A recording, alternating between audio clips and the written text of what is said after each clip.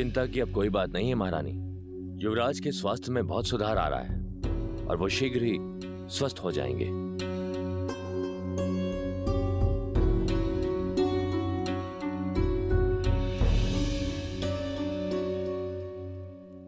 ये क्या राक्षस राज, आप तो बड़े शीघ्र थक गए।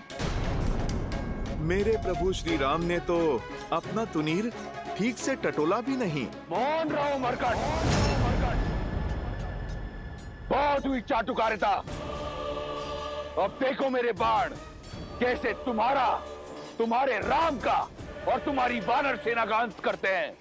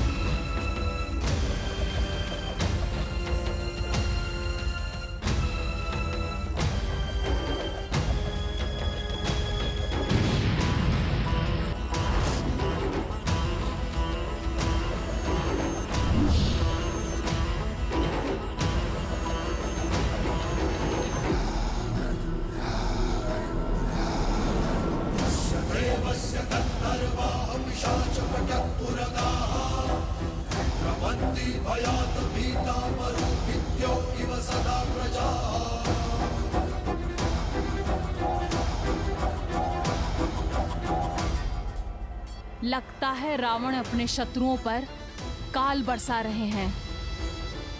ये सूर्य को ढकने वाले बाण उन्हीं के हैं।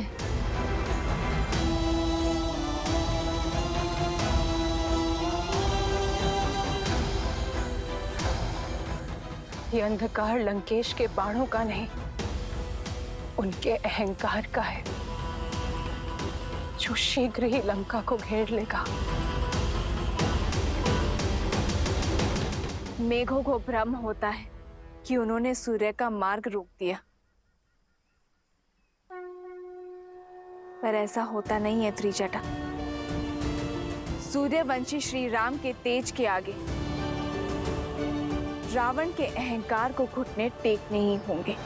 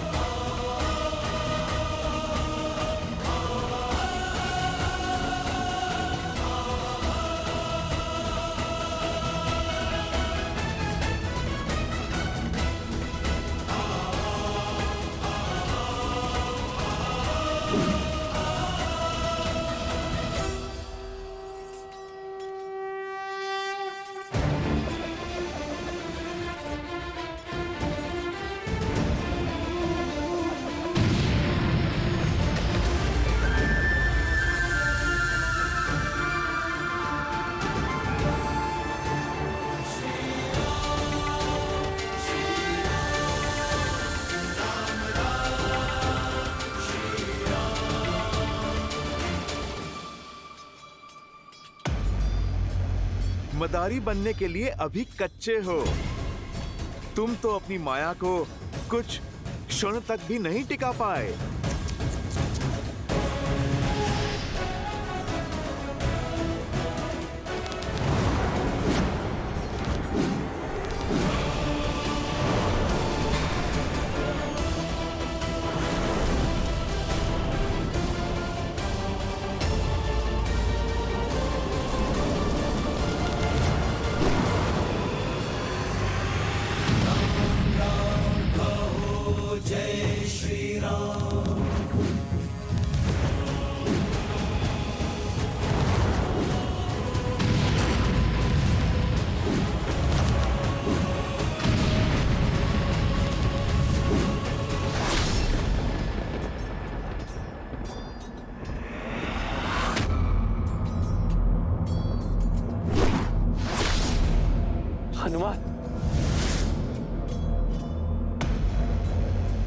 प्रभु, आप विचलित ना हो।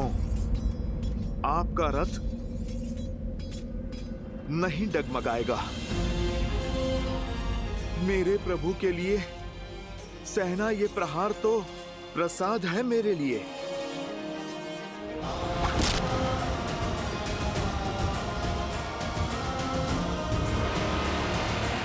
सावधान दशानन!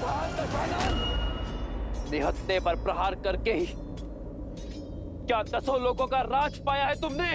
ये तुम्हारी भूल है राम। ये युद्ध भूमि है राम, जहां पर प्रहार कहीं से भी हो सकता है। योद्धा को शत्रु के प्रहार के लिए सज्ज होना चाहिए और परास्त होने के लिए भी। पीड़ा का आभास तो अब तुम्हें होगा लंकेश। मैं दशरथ नंदन रघुवंशी वशिष्ठ और विश्वामित्र का शिष्य राम अपनी सेना के साथ काल बनकर टूटूंगा। तुम्हारा और तुम्हारे सभी अधर्मी पुत्रों का, तुम्हारे मित्रों और तुम्हारे समस्त कुल का सर्वनाश करूंगा।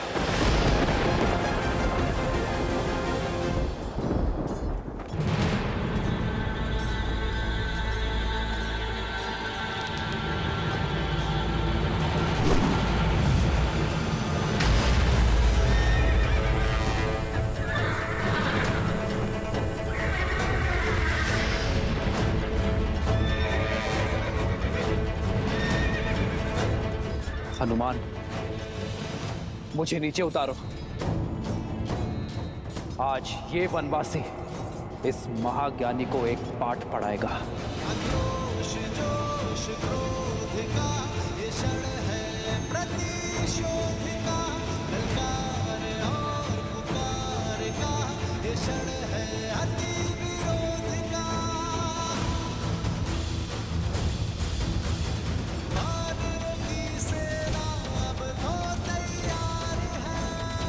जय श्री राम।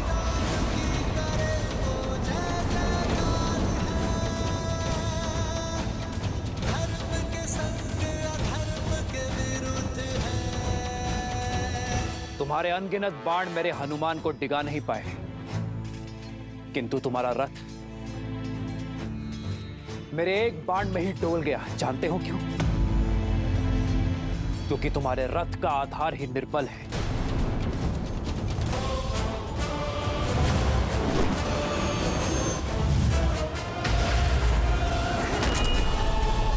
जानते हो एक राजा का रथ क्या सिखाता है? एक राजा के रथ का आधार होता है धर्म, और धर्म के रथ के पहिए शौर्य और धैर्य का प्रतीक होते हैं। किंतु तुम जैसे निहत्ते पर वार करने वाले पापी को न शौर्य सहारा देता है और न ही धैर्य।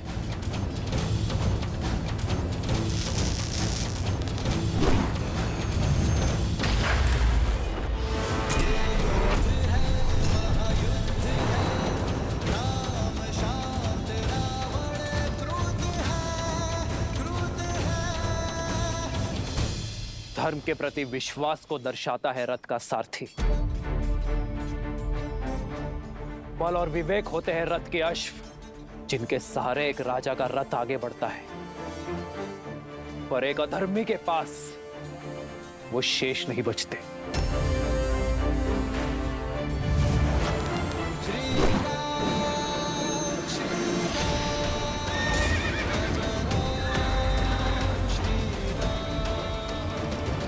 राजा वो जो देश की माटी देश के हित में सोचे, जो एकता और अखंडता की डोरी बनकर अपने देशवासियों को जोड़े, उनकी रक्षा करे। किंतु तुमने तो अपने हठ और अभिमान में देश की माटी पर अपने राज्य पर आक्रमणकारियों को निमंत्रित किया, अपनी प्रजा को भ्रमित किया। उनके विनाश का कारण भी तुम ही होगे। अपने बल का दुरुपयोग किया, विवेक का उपयोग तो किया ही नहीं। इसलिए आज ये रथ रत्ती भर भी आगे नहीं बढ़ेगा।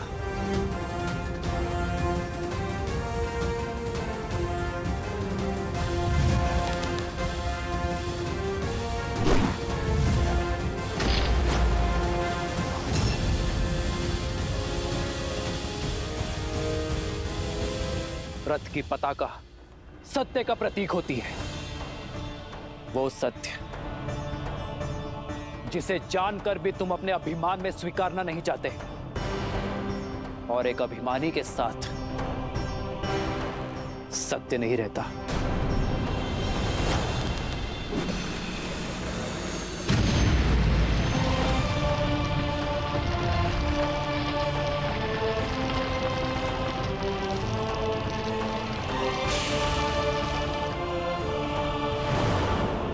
ध्वज राजा का इष्ट और पूर्वजों का आशीष होता है, किंतु जो अपने माता पिता की अवहेलना करे, अपने पूर्वजों की प्रतिष्ठा का मान मिट्टी में मिलाए, उसके साथ उसके पूर्वजों का आशीर्वाद नहीं रहता। फिर चाहे वो 10 सिरों का स्वामी ही क्यों ना हो।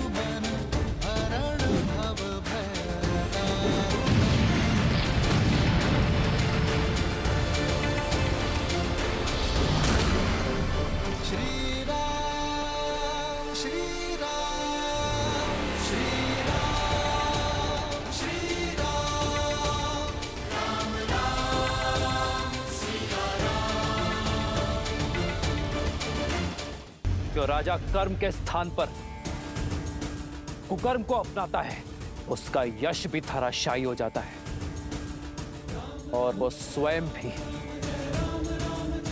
धरातल पर आ गिरता है। लंकेश, तुमने पूछा था ना कि प्रभु श्री राम अपनी पत्नी को कैसे पाएंगे। अब आशा है कि तुम्हारी हर एक शंका मिट गई होगी। तुमने हर उत्तर पा लिया होगा। उत्तर तो मैं दूंगा, जिसका प्रति उत्तर ना तुम दे पाओगे और ना तुम्हारा राम। चंद्रहास।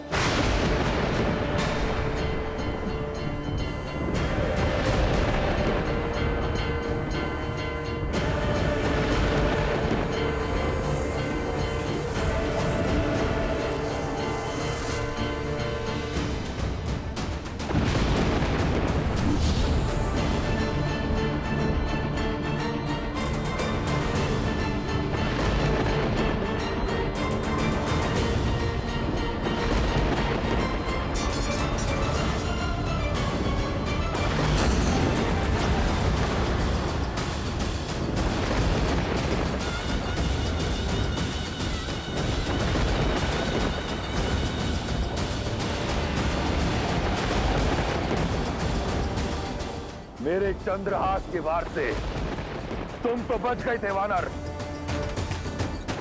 परंतु ये नर, ये वनवासी नहीं बच पाएगा।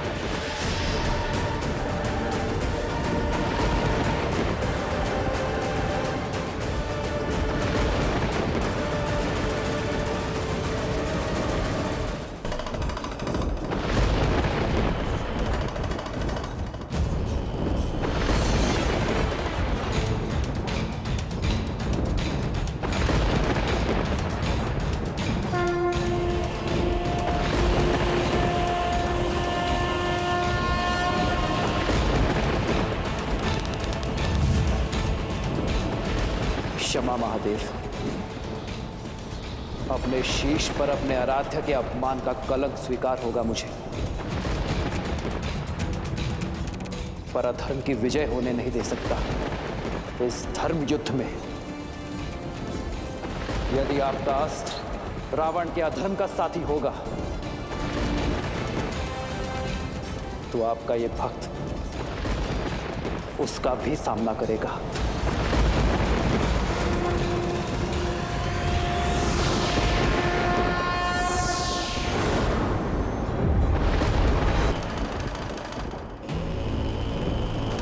प्रभु श्री राम भी हनुमान की ही भांति महादेव के दिए इस अस्त्र के आदर में शस्त्र नहीं उठाएंगे। पर दशानन भाई, प्रभु श्री राम पर चंद्रहास संधान करने से चूकेंगे नहीं।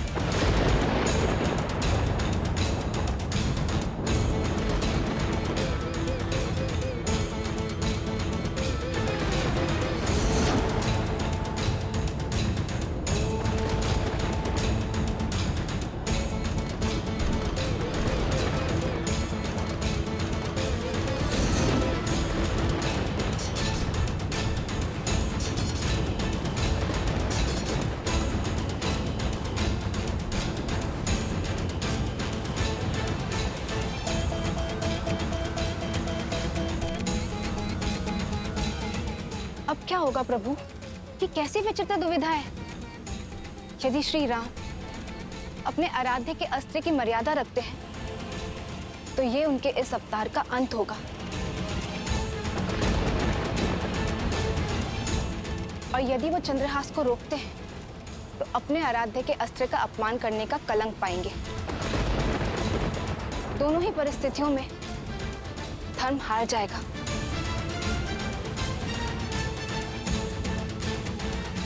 आपका चिंतित होना स्वाभाविक है देवी, किंतु आपकी इस चिंता का निवारण केवल प्रभु श्री राम ही कर सकते हैं।